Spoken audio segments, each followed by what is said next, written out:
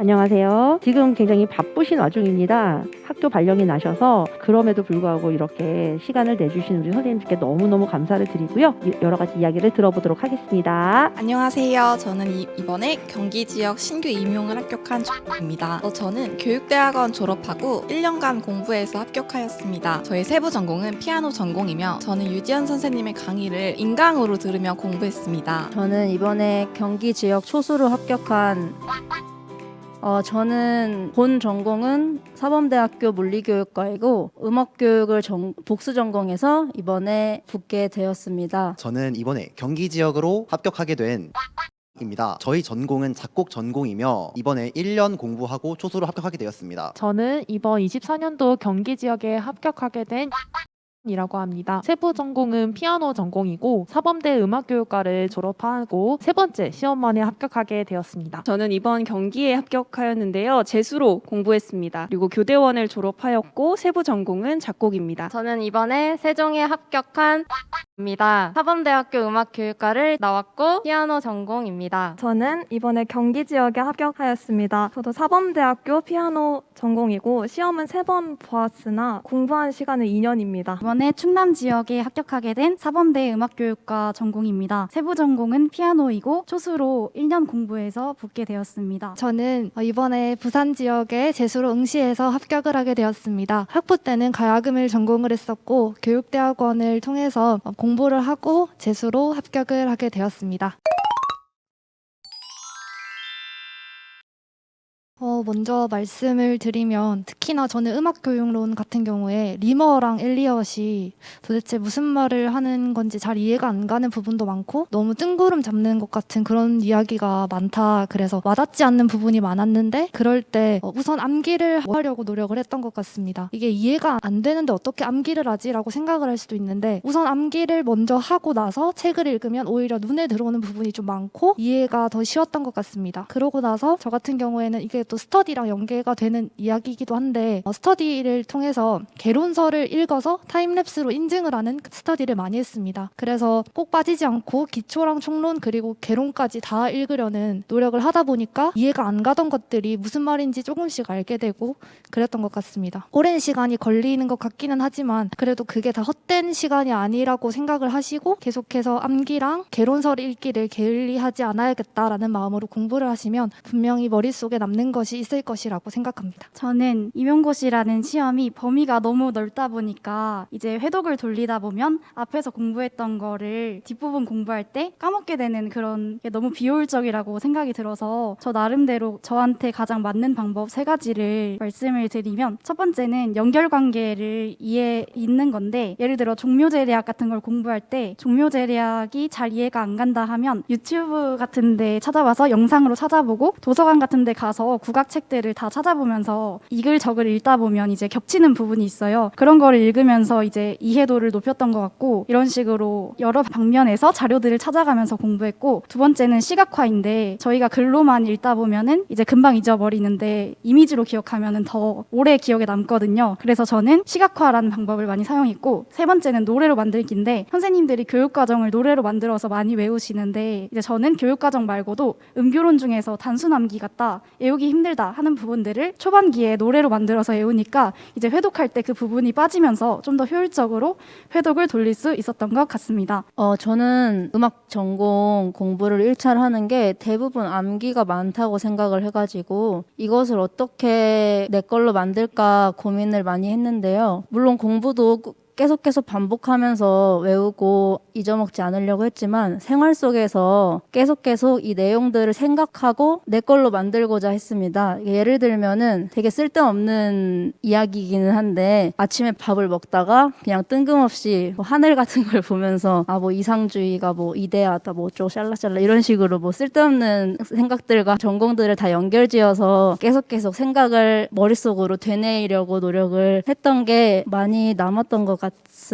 저는 이제 제일 공부를 잘하는 사람은 많이 한 사람이 아니라 방금 한 사람이다라는 말입니다. 따라서 저는 이 공부 방향을 어떻게 잡아야 하는가에 대해서는 시험 전날이나 이틀 전에 모든 내용을 한번 볼 수 있도록 하는 것이 가장 중요하다고 생각합니다. 그 방법까지 가는데 전공 공부량과 교육학 공부량이 상당히 많은데요. 이 공부량을 어떻게 하루 만에 다 봅니까? 할 수 있는데 정말 많이 한다면 가능해집니다. 이제 이 부분은 제목만 들어도 떠오르고 그렇게 할 수 있도록 공부를 많이 한다면 이제 전날 전부 다 회독을 하실 수 있는데 저는 이러한 하루 만에 회독하기를 계획하고 이를 통해서 한 달, 2주, 1주, 하루 이런 식으로 점점 줄여나가는 공부 방법을 선택했습니다. 특히 저는 정말 외우기 어려운 부분들은 예를 들어 산조 같은 경우에 제가 이제 비효율적인 방법으로 유파마다 악보들을 다 구해서 첫 부분을 암기하려고 했었는데요. 이제 이 부분이 너무 어렵다 보니까 어떻게 하지? 고민을 했다가 기출문제를 한번 확인해봤습니다. 기출문제를 근거로 산조는 이런 식으로 나오지 않는구나를 파악한다면 정확한 공부 방향을 조금 더 잡을 수 있을 것이라 생각합니다. 저 또한 이렇게 공부하였고 이렇게 해서 시험장에서 암기가 많고 공부량이 많은 것을 소화할 수 있었던 것 같습니다.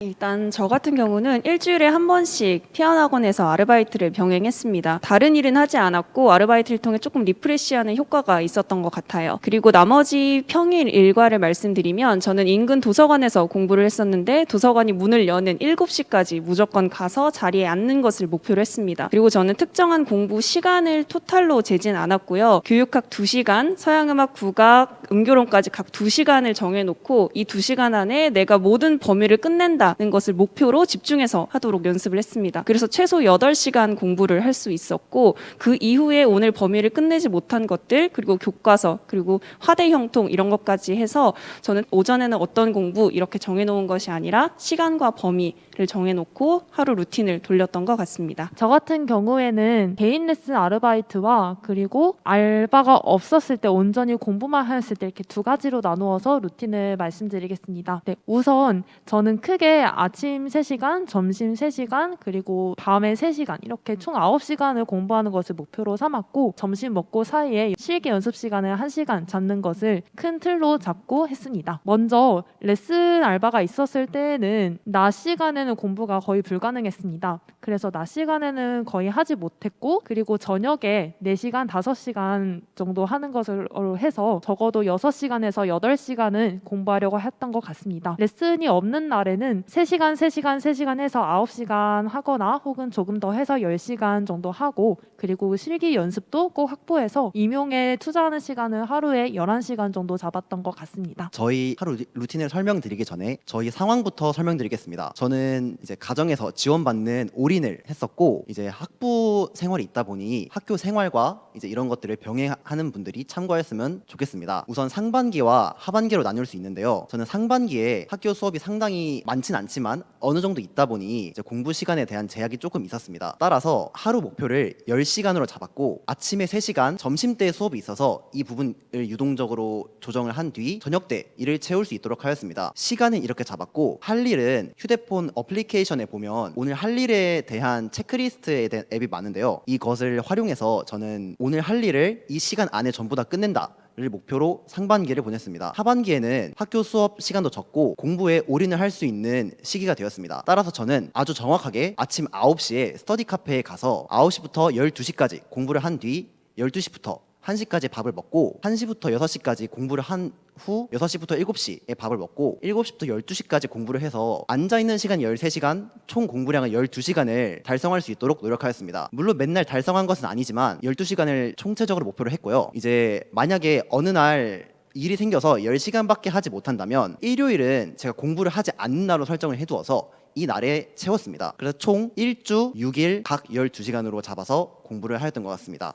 저도 학교를 다니면서 공부를 하긴 했는데 저는 초과학기로 한 학기에 한 2학점 정도씩만 듣고 공부를 했어서 학교는 일주일에 한 번을 고요. 그래서 학교 가는 날은 공부하는 시간을 제가 또 학교도 다른 지역에 있다 보니까 이동 시간이 많이 걸려서 그날은 강의 듣는 거를 위주로 했었고 다른 날들은 제가 집에서 밖에는 나가지 않고 집에서만 계속 공부를 했습니다. 집에서 공부할 때는 일단 가장 힘든 게 자기 관리를 하는 게 가장 힘들었던 것 같아요. 아무래도 집에 있다 보니까 누가 저를 건드는 사람도 없고 뭐 강제성이 없기 때문에 그래서 초반에는 제가 공부를 좀 나태하게 하기도 했고 낮잠을 좀 많이 잤는데 나중에 그 열품타 공부를 인증하는 어플을 가지고 스터디를 하나 해서 뭐 이날 지금 이 시간에 공부를 하지 않고 있으면은 뭐 벌금을 낸다거나 하는 스터디를 해서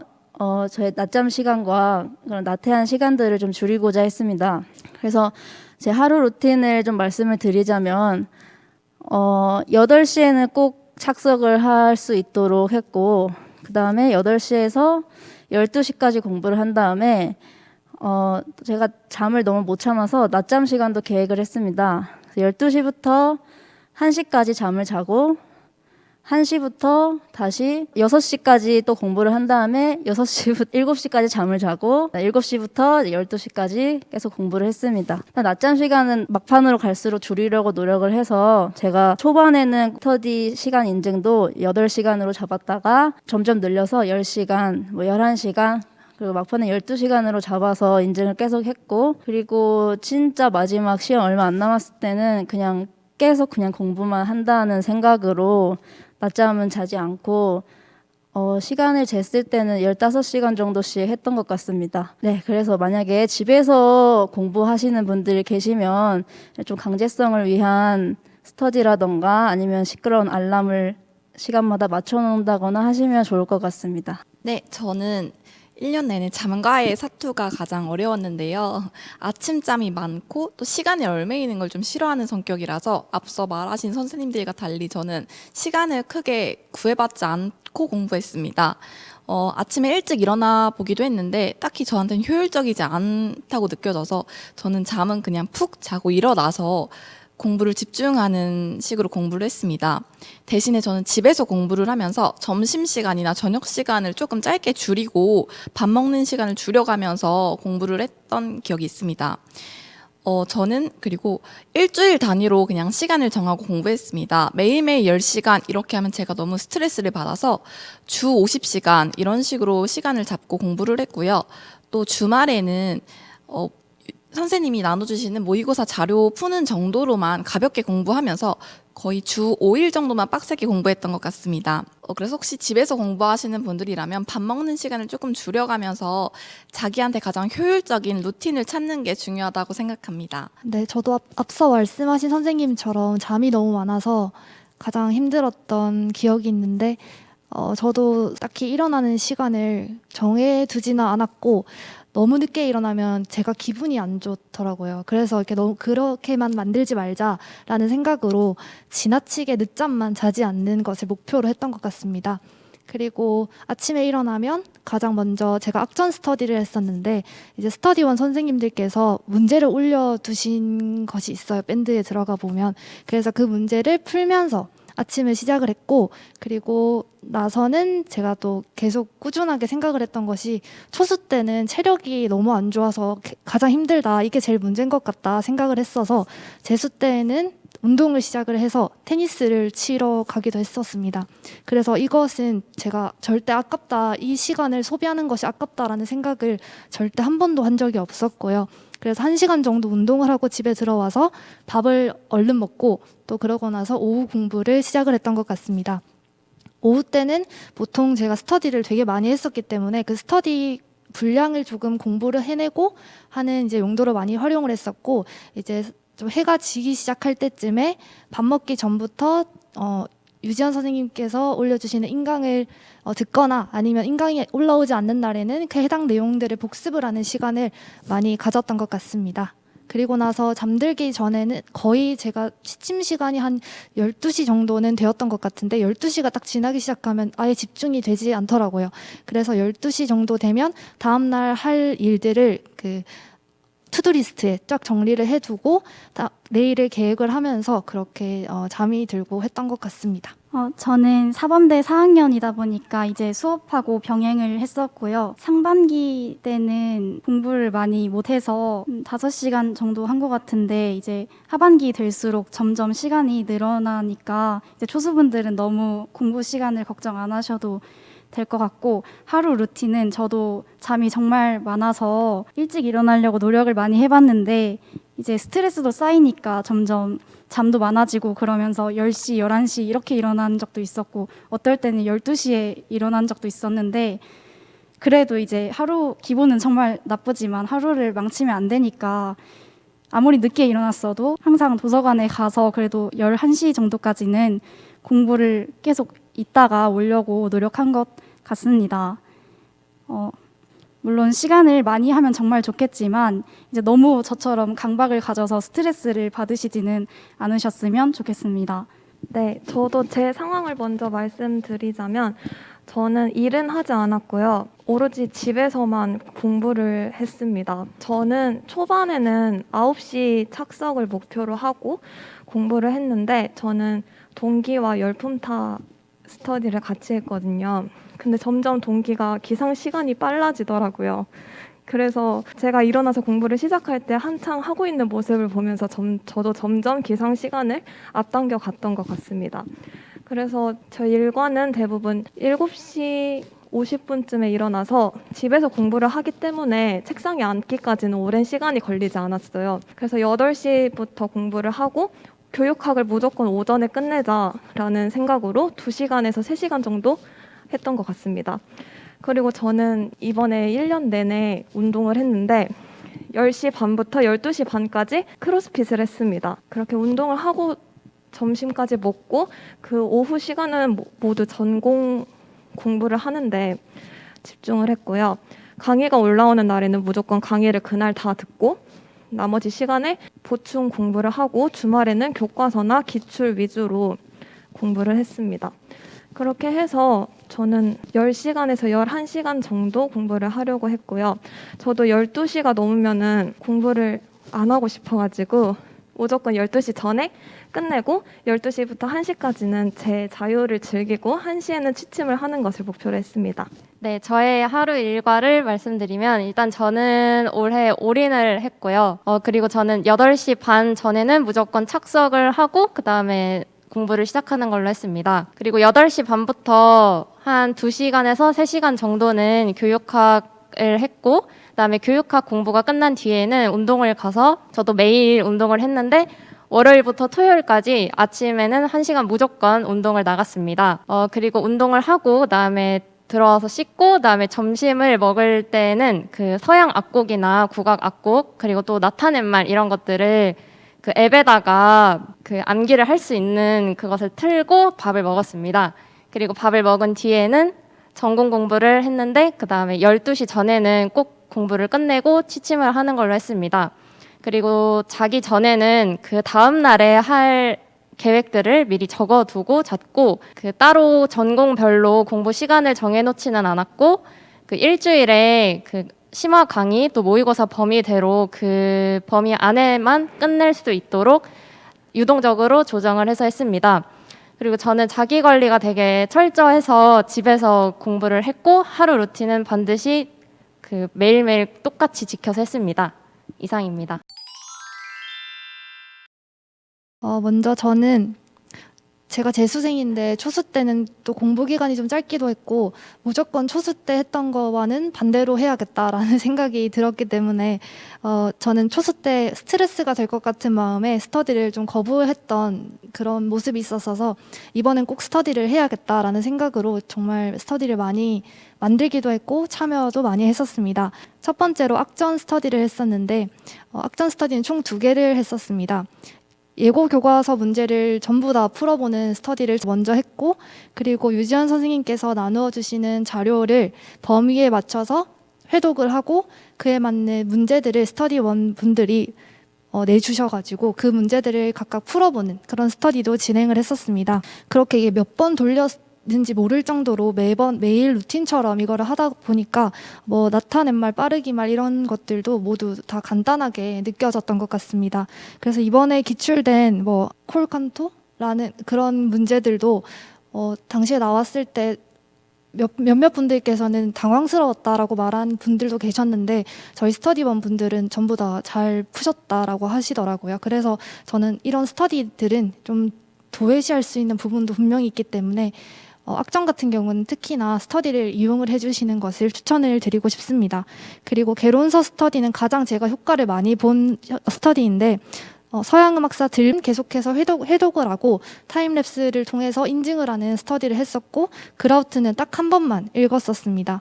그리고 교육학개론 같은 경우는 많이 읽으시는 기초랑 총론을 위주로 계속 읽는 스터디를 했었고 국악개론은 제가 개인적으로 필요하다라고 생각했던 부분만 읽었습니다. 제가 국악 전공이었기 때문에 그래도 학부 때 공부를 했던 것들도 있고 해서 잘 모르고 이해가 안 되는 부분을 위주로 많이 읽어보도록 노력을 했었습니다. 그리고 막판에는 스터디원 3명이서 유지연 선생님 수업을 들으셨던 분들 총 3분이었는데 제가 그 선생님들과 함께 범위에 맞게 문제를 크게 출제를 하고 백지인출하는 스터디를 했었습니다.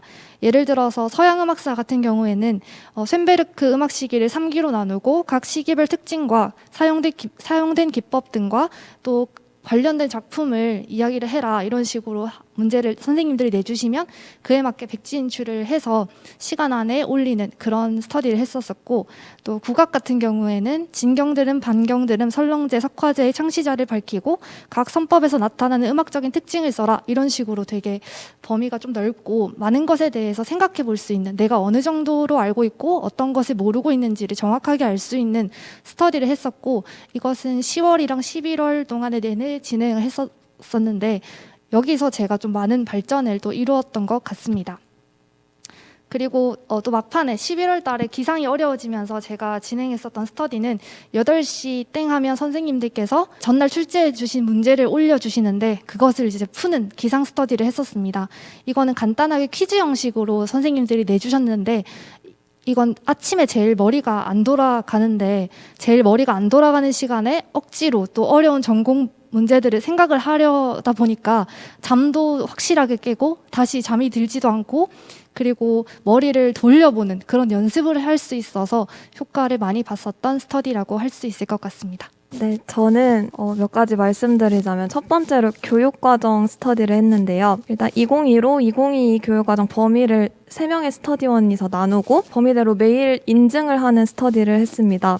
그리고 뒤로 갈수록 2015와 2022 교육과정에서 낼 수 있는 문제를 간단하게 만들어서 내는 스터디를 했는데 이렇게 하니까 혼자서는 도저히 교육과정을 잘 안 하더라고요.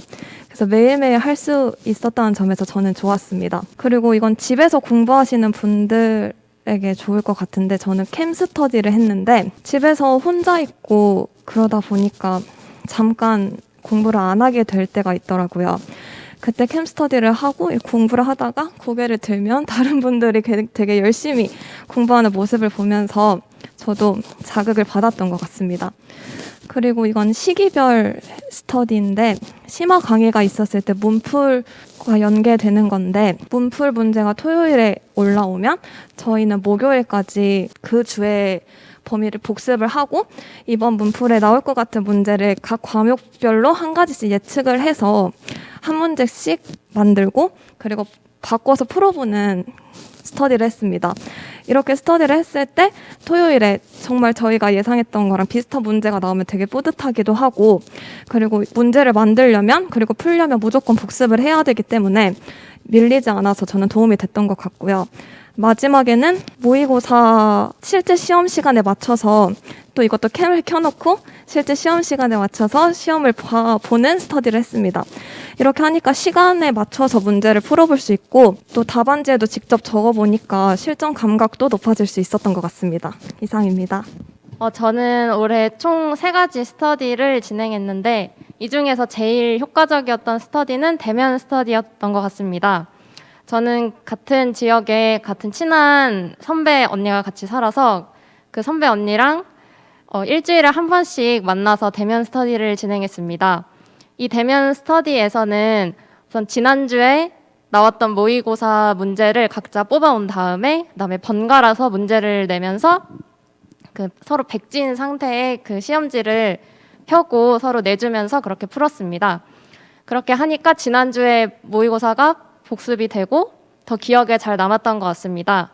그리고 이 모의고사 복습이 끝난 뒤에는 또 서로 같이 하고 있는 스터디에서 나온 또 내용들을 서로 중요한 거를 짚어가면서 또 같이 복습을 했고 그 다음에는 또 가곡이나 판소리 또 잡과 같이 그 한 곡 한 곡 더 세부적으로 파헤치고 싶은 것들을 뽑아와서 서로 각자 공부를 해온 다음에 서로 공유를 하면서 그렇게 스터디를 했습니다. 이렇게 일주일에 만나서 대면으로 스터디를 하니까 리프레시도 되고 더 기억에도 잘 남고 재밌었던 것 같습니다. 이 밖에도 또 사험사 그 개론서를 읽고 문제를 내는 스터디랑 또 문풀 범위에 맞춰서 그 서로 문제를 내는 스터디도 진행했습니다. 합격 수기에도 자세히 올려놨으니까 참고해 주시면 좋을 것 같고, 그리고 제가 그 처음에 공부를 할 때는 아예 스터디를 하지 않고 저 혼자서 개론서를 해독하면서 그렇게 공부를 했었는데, 그래서 이번에는 스터디를 조금 해야겠다 생각해서 합격자 수기들을 읽으면서 저한테 맞을 것 같은 스터디 방법들을 뽑아내서 또 저에 맞게 방향을 잡고 또 그렇게 스터디를 진행했던 것 같습니다. 그래서 여러분들도 합격자 수기 읽으면서 자신에게 맞는 스터디가 무엇일지 생각해보고 또 그것들을 뽑아서 자기에게 도움이 될 수 있도록 스터디를 진행했으면 좋겠습니다. 저는 스터디를 활용할 때 제가 자꾸 놓치게 되는 부분을 채워주는 방법으로 사용을 했습니다. 그래서 매일 인증하는 스터디를 제일 유용하게 활용을 했었는데요. 먼저 국악 통론이나 서양 통론 같이 당연히 알고 있을 것 같은 부분을 매일 2문제 혹은 3문제씩 풀어서 올리는, 그래서 인증식으로 하는 스터디를 진행했었습니다. 또 작곡 전공이다 보니까 화대형통 부분을 자꾸 안일하게 생각하는 것 같아서 매일 3문제씩 이 문제들을 풀어서 인증하는 스터디를 했었는데요. 특히 올해 문제에 이 화대형통 문제가 많이 나왔는데 작곡과이기도 했지만 이렇게 매일 조금씩 인증하면서 쌓아왔던 것이 크게 빛을 발했다고 생각합니다.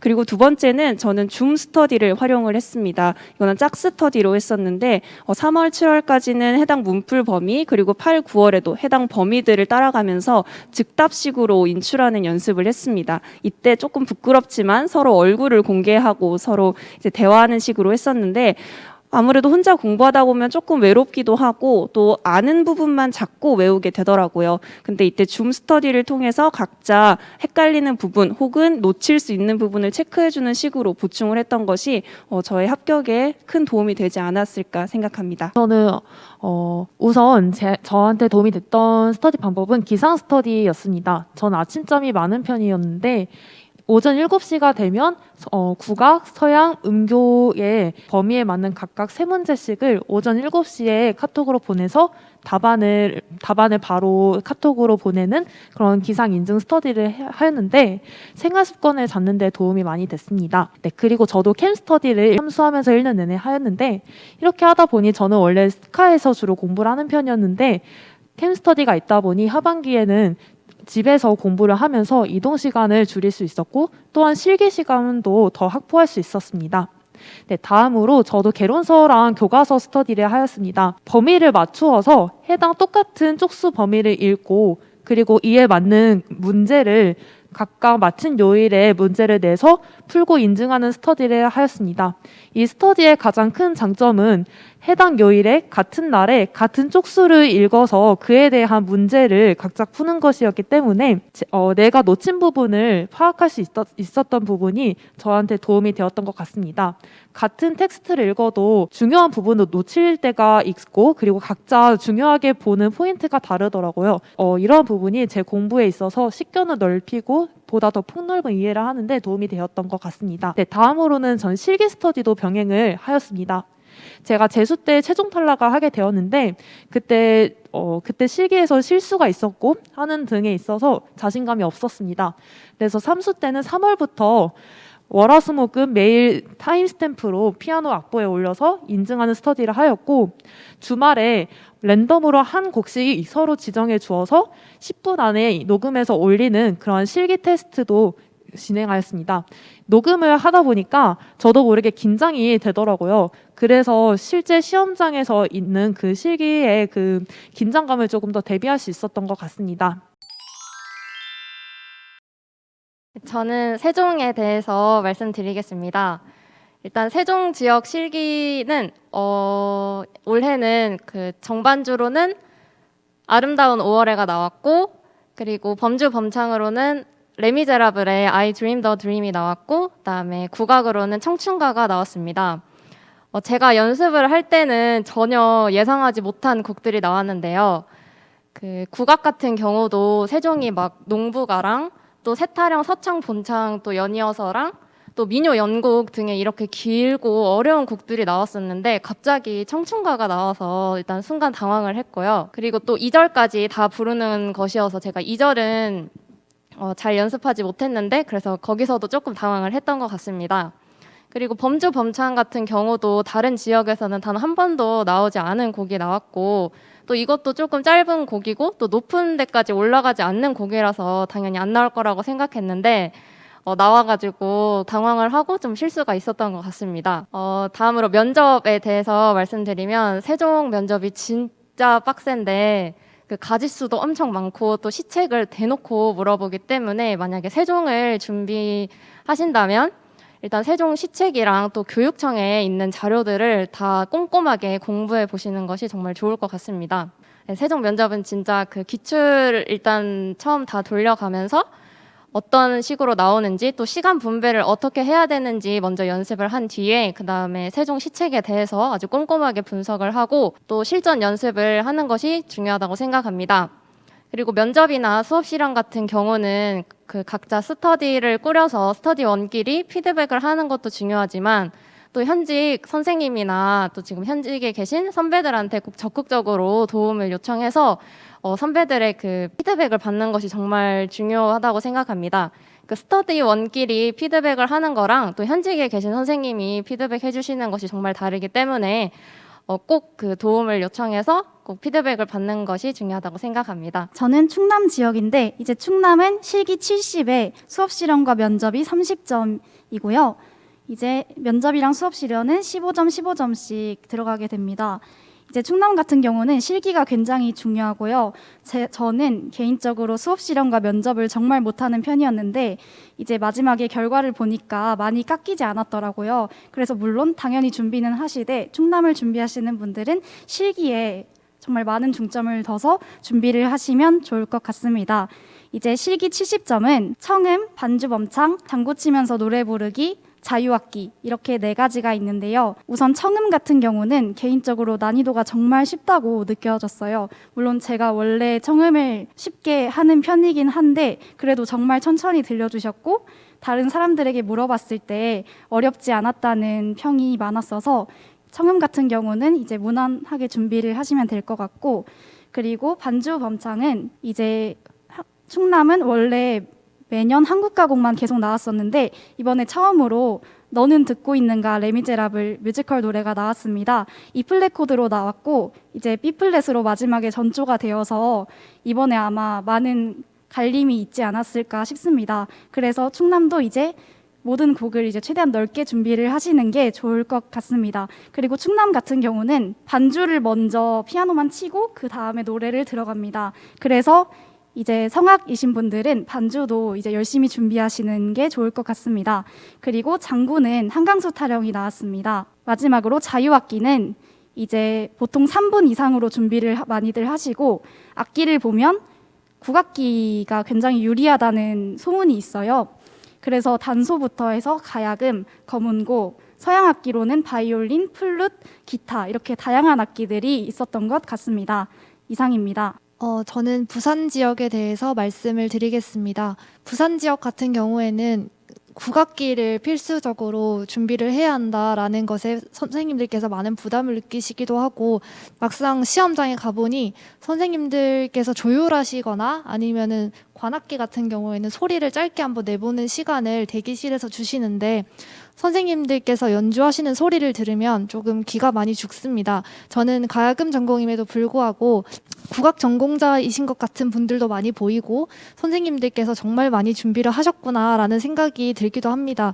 그런데 또 제가 나중에 시험을 치고 나서 선생님들과 함께 이야기를 나누어 본 바로는 실전에서 실수도 많이 하시고 그러는 경우를 많이 이야기를 들었기 때문에 너무 기죽지 않고 내가 준비한 것만 보여주고 나와야겠다라는 마음으로 들어가시는 것이 가장 중요하다고 생각합니다. 그리고 청음 같은 경우에는 저는 거의 너무 심한 상대음감이라서 절대 음감이 아니기 때문에 청음에 대해서는 반쯤 포기를 하고 들어갔던 것 같습니다. 그리고 부산 같은 경우에는 예비박을 주지 않는다라는 이야기도 있었기 때문에 내가 박자도 제대로 잡지 못하고 다 밀려 쓰고 나오면 어떡하지라는 생각을 했었는데, 그래도 난이도가 그렇게 어렵지도 않고 예비박도 올해는 주었기 때문에 좀 무난하게 하고 왔던 것 같습니다.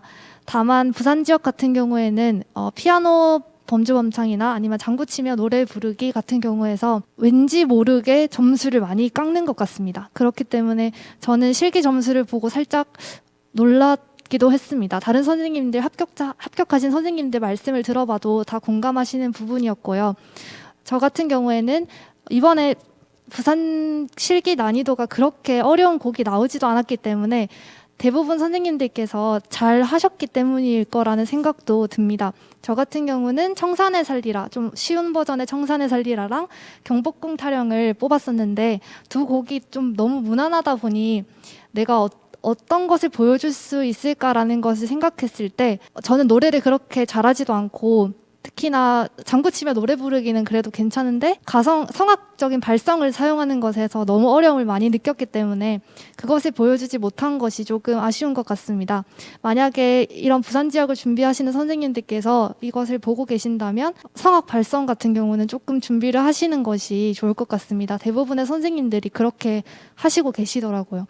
그래서 그런 부분을 좀 유념하시고 실기를 많이 준비하시는 것이 가장 중요한 것 같습니다. 그리고 첨언을 살짝만 하자면 면접에서 좀 많은 점수가 갈리는 것 같으니까 면접에서 정확하게 두 갈식으로 이야기를 하시는 것이 가장 중요하다고 생각합니다. 경기 지역 실기랑 면접 실연에 대해서 말씀드리도록 하겠습니다.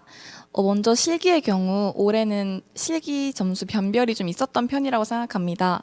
저는 사실 하반기에는 실기 연습을 좀 놓고 공부에 집중을 하고 있었는데 경기를 쓰시려는 분들이라면 하반기에도 꾸준히 실기 연습 시간을 가져가셔야만 실기 점수가 괜찮게 나올 것이라고 생각합니다.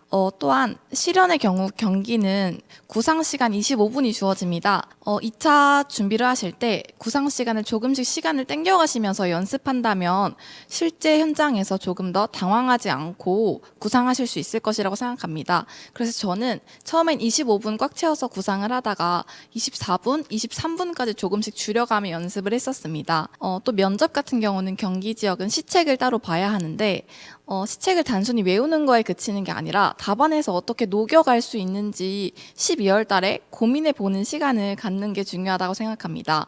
그래서 12월에는 스터디원들과 실전처럼 연습하는 것보다는 답안을 좀 더 풍성하게 만드는 연습을 해도 좋을 것 같다고 생각합니다. 네, 저 같은 경우도 실기에서 되게 평가 기준을 엄청 세세하게 많이 나누고 변별력을 두려고 했구나라는 생각을 했습니다. 이번에 경기 실기곡이 그렇게 어려운 곡은 아니었고 대부분 많이 다들 익숙하시고 저는 사실 좀 쉬운 곡이라고 생각을 했었는데 점수를 보니까 생각보다 너무 많이 깎여 있어서 저희 경기도가 또 지금 실기 종목이 2개밖에 없다 보니까 아무래도 아까 제가 말했다시피 변별을 두기 위해서 조금 더 한 것 같고요. 그래서 앞에 선생님 말씀해 주셨다시피 실기 경기 하시려면은 실기 준비를 꾸준히 좀 그리고 더 꼼꼼하게 하시면 좋을 것 같다는 생각이 듭니다. 그리고 수업 실현 같은 경우는 저도 구상 시간을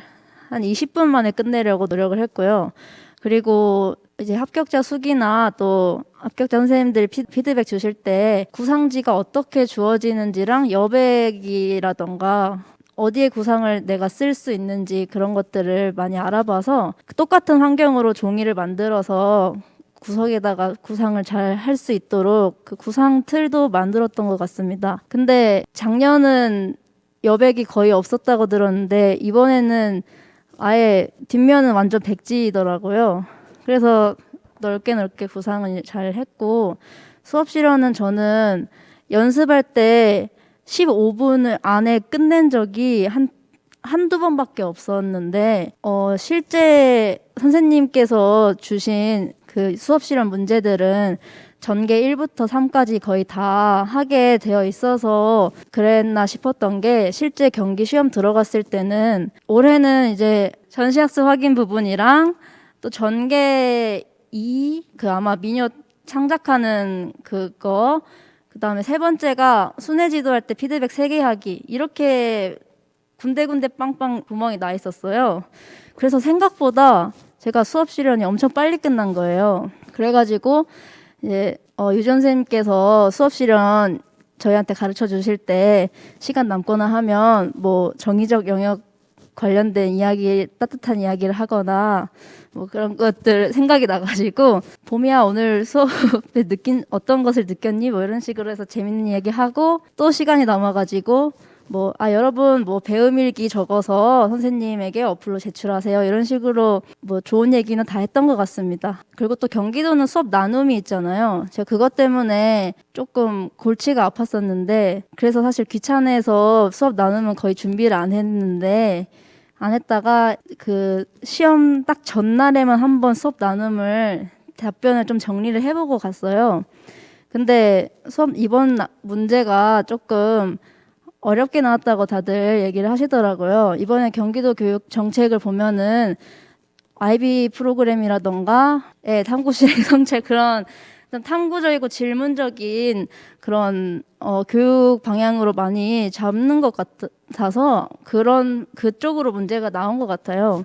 그래서 수업 나눔 1.1점이 다 소중하기 때문에 수업 나눔도 철저하게 준비를 하시고 역량 같은 것도 저도 공동체 역량, 소통 역량 이런 것만 준비를 해갔는데 있는 역량 다 준비를 해가시는 게 좋을 것 같습니다. 마지막으로 이제 면접 얘기를 좀 드리자면 저는 다 벼락치기를 했어요, 거의 다. 그리고 또 실기가 끝나니까 또 다 리셋이 돼가지고 거의 처음 시작하는 느낌이었는데 면접 같은 경우는 제가 심지어 시간 안에 다 말도 못하고 끝났어요. 마지막 즉답 2번에서 뭔가 2가지를 이야기해야 되는데 1가지만 이야기하고 나머지 하나는 이야기하지 못하고 끝났었는데 그것 때문에 이제 나는 떨어졌겠다 생각을 했었는데 다행히 생각보다 면접 점수가 많이 안 깎였더라고요.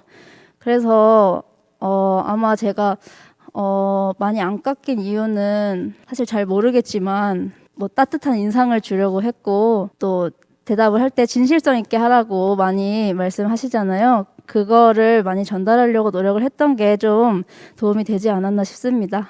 저는 실기, 수업 실현, 수업 나눔, 이제 면접 이렇게 말씀드리려 하는데요. 일단은 실기 부분에서 앞서 선생님들이 많이 말씀해 주셔서 저는 이제 유지연 교수님 카페에 보면 내가 시험장 후기도 자세히 적어놨고 이제 시험장을 이제 위에서 봤을 때 어떻게 생겼는지 이제 그림까지 그려놨으니까 이제 한번 참고해 주시면 좋을 것 같습니다.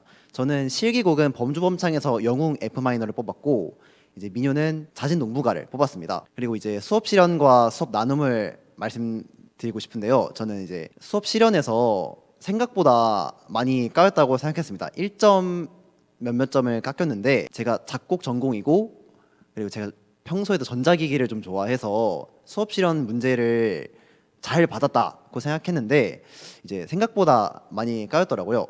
그 이유는 정확하게는 모르겠지만 제가 중간에 좀 버벅이고 이제 구상제를 좀 많이 보는 경향이 있었습니다. 구상을 할 때 저는 자료지와 그 학습 목표 적혀 있는 부분을 보면서 하려고 했는데 이제 구상도 해야 하니 저는 개인적으로 자료지에다가 구상을 하고 그 그림들 위에다 구상을 하고 학습 목표 부분을 이렇게 뒤집어 놔서 왼손을 들고 이렇게 하면서 학습 목표를 연습했던 기억이 있는데요.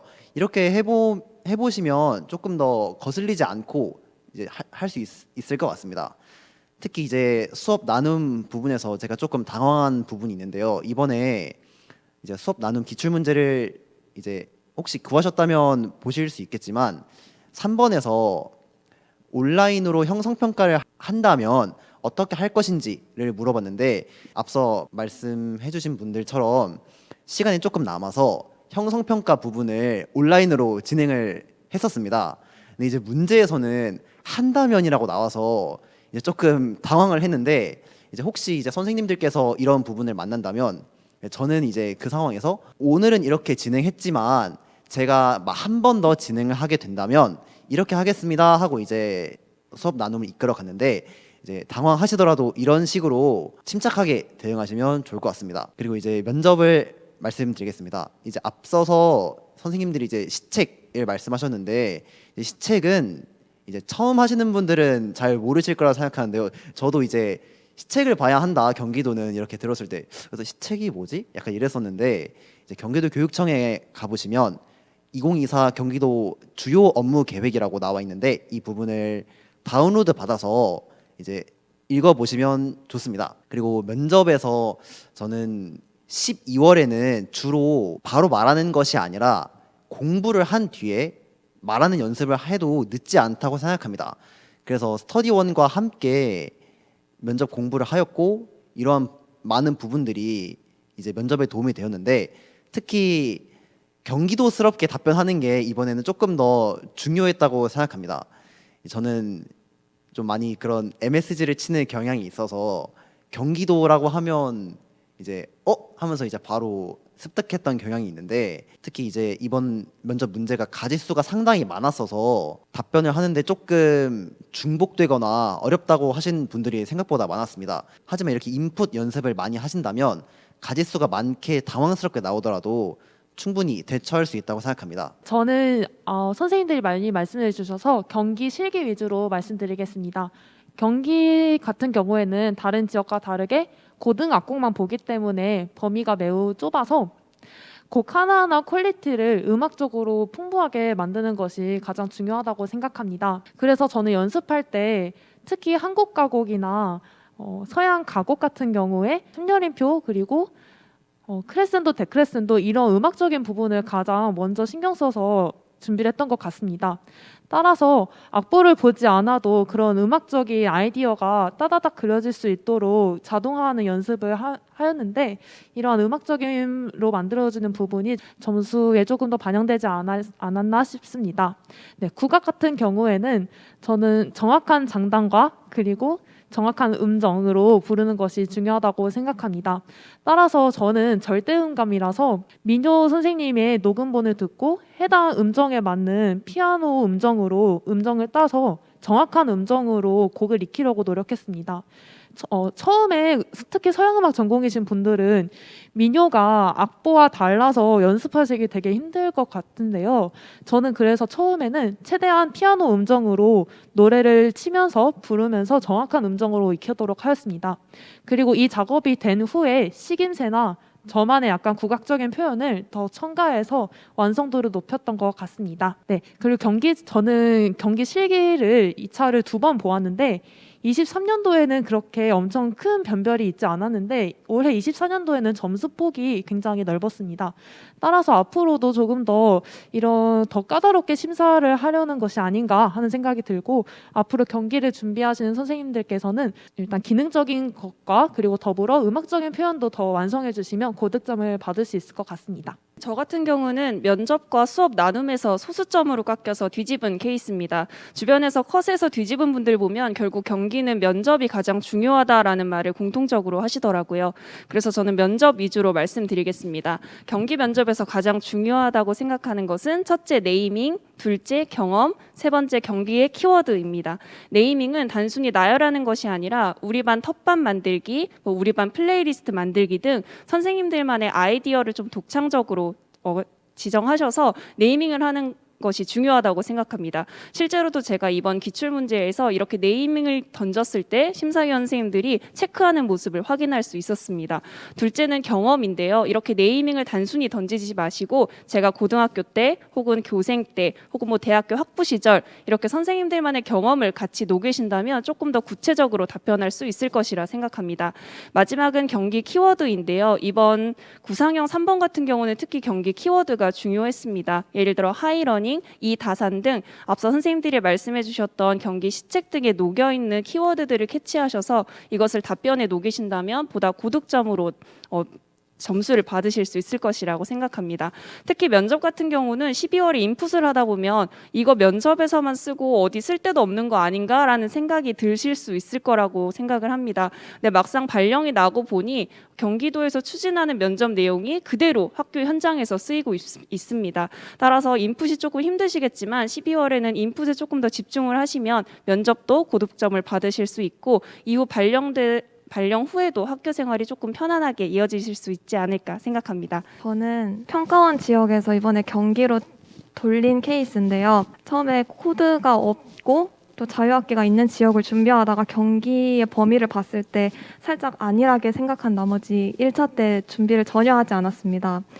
그리고 저는 피아노 전공이고 민요도 나름 자신이 있었기 때문에 그렇게 자신만만하게 시험장에 들어갔다가 아주 큰 점수가 까였습니다. 그렇기 때문에 범위가 작지만 이제 경기도 실기에서 점수 변별을 크게 주는 것 같으니까 연습을 열심히 하셨으면 좋겠습니다. 그리고 평가원에서 경기로 돌릴 때 가장 걱정됐던 게 수업 나눔인데요.